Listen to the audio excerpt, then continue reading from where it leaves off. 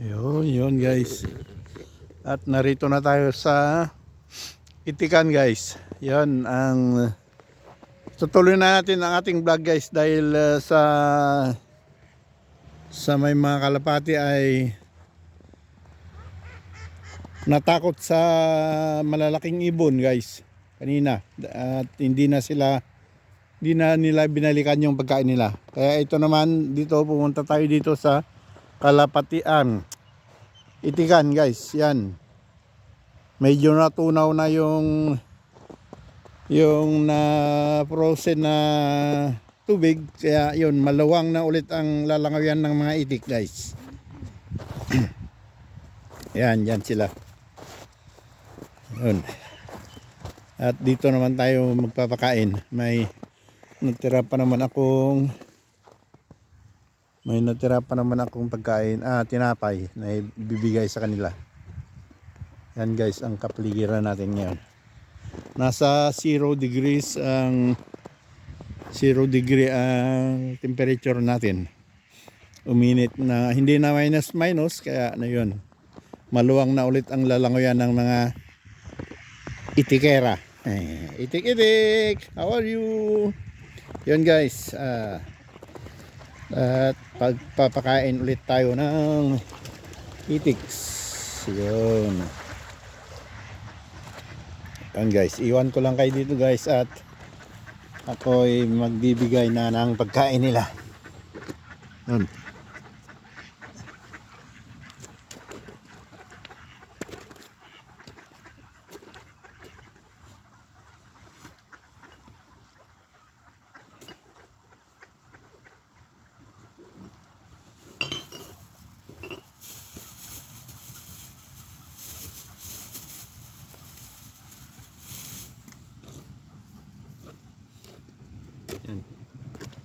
Yun guys, tingnan nyo naman, maluwang na ang lalangayan nila hanggang doon sa may tulay. Yun, at ito meron tayong bibigay na pagkain sa kanila guys. Diyan lang kayo at malalapitan ko sila. Yun.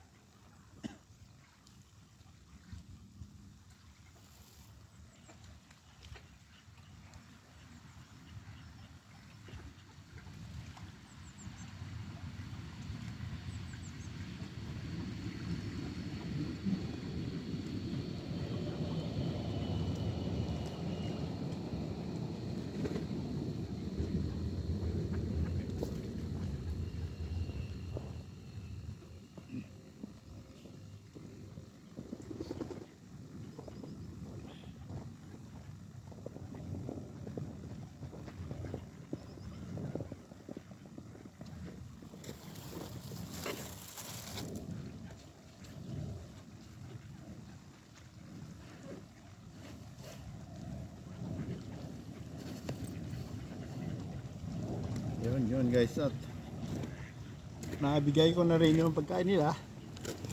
Yun. Bahala na sila dyan. Isang malaking tinapay lang yung nadala ko sa kanila. At yung isa na bigay ko sa kalapati. Yun, dyan sila guys. Okay na yung kalagayan nila dahil maluwang na yung pwede nilang lalangoyan. Yan. Hindi katulad ng dati na isang isang tumpok lang yung nalalangoyan nila. Ngayon maluwang na. Yun. At iiwan ko na guys dahil malamig pa rin. At lumalabas na naman yung barabarado sa lalamunan ko. Kailangan na naman ng mainit na tubig guys. Yun. Yan ang sitwasyon ngayon dito. At yun ay iiwan na natin sila guys. Yan. Doon naman sila. At tayo ay uwi na at makainom ng mainit na tsaa. Yan guys. Yan guys, yung mga iwan na ganyan, yan ang kinakatakutan ng kalapati. Malakas pa naman ang huni nila. Yan guys. Mga ganun. Yan natatakot ang kalapati.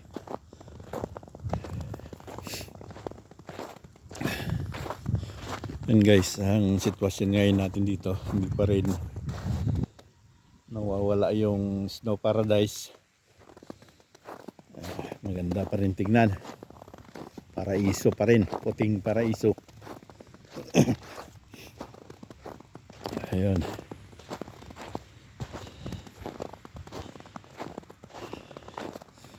Dito na tayo guys sa bridge. Tulay. Yan, pwede na rin nilang langoyan yan dahil natanggal na tunaw na yung pagka-yelo niya. Yun.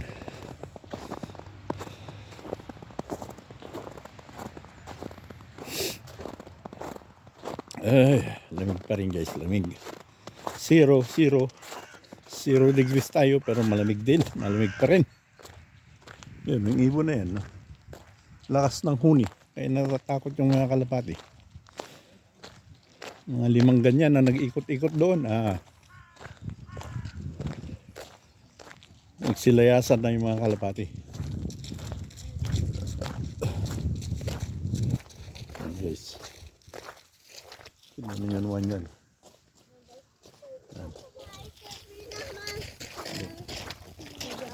Yan ang linya ng tram.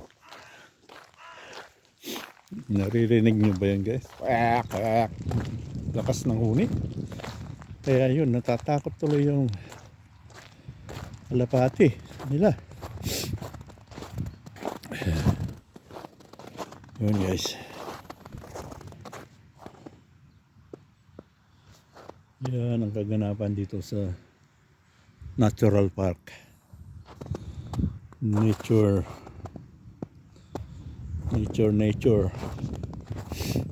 Bio Park, Organic Park, o ano pa man dyan. Masarap lang dito. May langhap ng sariwang hangin. Napakagandang singhutin. Langhapin. Ayun lang, sobrang lamig kaya lumalabas din ang sipon. Ayun guys.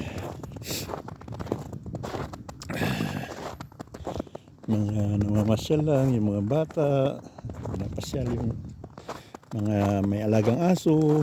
Yun. Yun guys.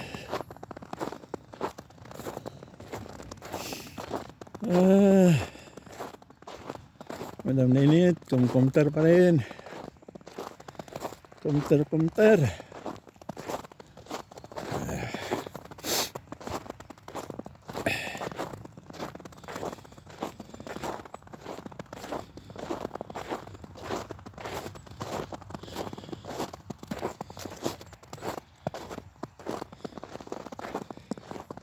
Kaya ang pagkaalam ko guys, ang mag-asawa, pag ganitong malamig, at nagbubuo ng bata. Hindi mabubuo kung palaging nasa labas kasi malamig. Kailangan pag magbuo ng bata, palagi kang nasa tamang temperatura. Yun ang pagkaalam ko. Kaya ang mga dito sa Europa, ang pamilya nila, 1 hanggang 2 anak lang, ganun, pinakamataas 3. Kaya siguro ganyan. Kahit saan madalhin ang mga tao sa Europa, tanong-tanong ka, walang masyadong anak. Dahil sa winter time, hindi nabubuo yung gagawing bata kasi malamig.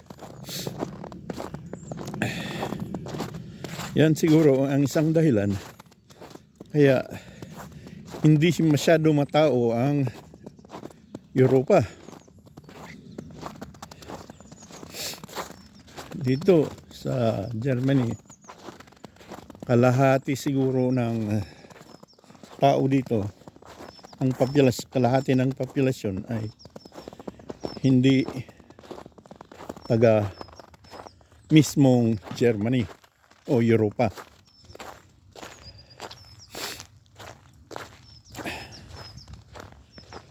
Ang tao dito ang gagaling sa ibang bansa. Karamihan na ngayon ang bansa ngayon. Mas lalo na ngayon dahil maraming refugee galing sa Africa, galing sa ibang panig ng mundo. Ayun. Bihira pa akong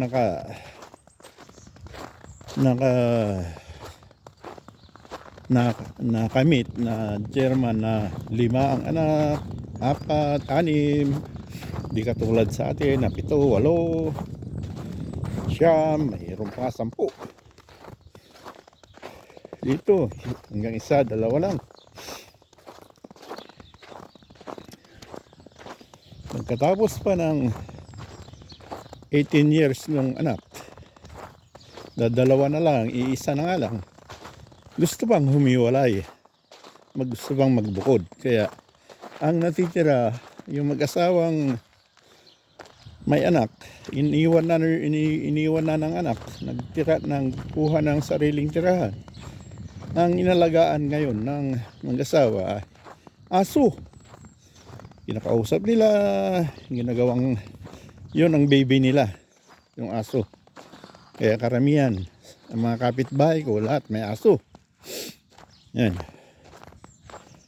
ginagawang tao yung aso. Hindi katulad sa atin, yung aso nandiyan lang sa labas pag-alagala, kain ng tira-tira. Yun, dito hindi, may special, may binibili talaga yung pagkain ng aso. May doktor, pinapadoktor, lahat.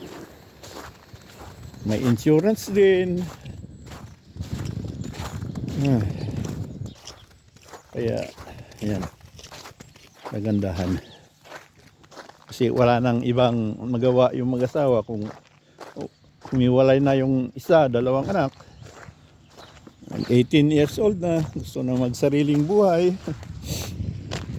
Nang magawa yung nanay, tatay. Yung ginagawa nila, alaga na lang ng hayop, aso, pusa, ganyan. Yun guys, ang kwentong totoo naman, hindi kwentong barbero. Totoo talaga yun guys. Yun, mga kapitbahay ko talagang matatanda minsan. Nakikita ko pumapasyal yung mga anak nila, apo nila sa mga pagwala ng bakasyon. Ayun.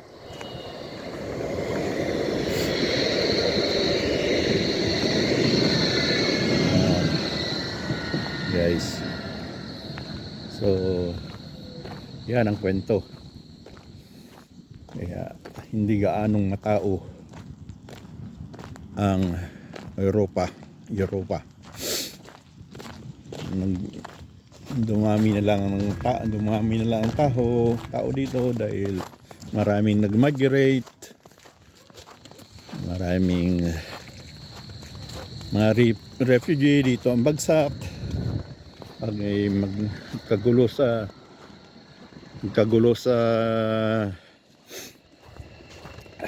yung sa bayan nila o sa country nila, pag may halimbawa yung war, may war sa mga bansa-bansa, ayun, katulad ng Russia at saka yung Romania, ben, dito ang bagsak ng mga ibang country ng Europa, ang bagsak ng mga tao. Number 1 dyan, Germany, dahil maganda ang patakaran ng Germany. Ayun. Dito na naman tayo guys sa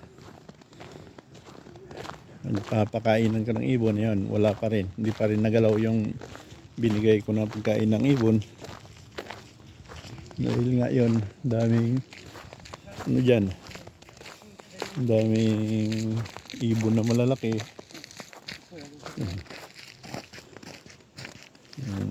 Nananakot sa yan lang mga kalapati, dyan sa taas, nag-ikot-ikot lang dahil pagbaba nila nandyan nakaabang yung mga malalaking ibon, saka nakakatakot yung huni nila, kaya ganun. Yun guys, yun, at hanggang dito lang guys, dito ko na lang tatapusin ang vlog natin sa araw na to. At happy weekend, happy Sunday, blessed Sunday everyone. Yun guys, yan.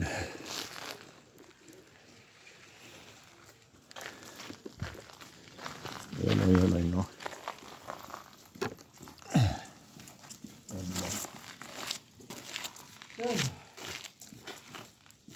Hello vlog, welcome to my guys. Baliktad ulit at magpapaalam na tayo guys dahil ngayon ay nilalamig na ako.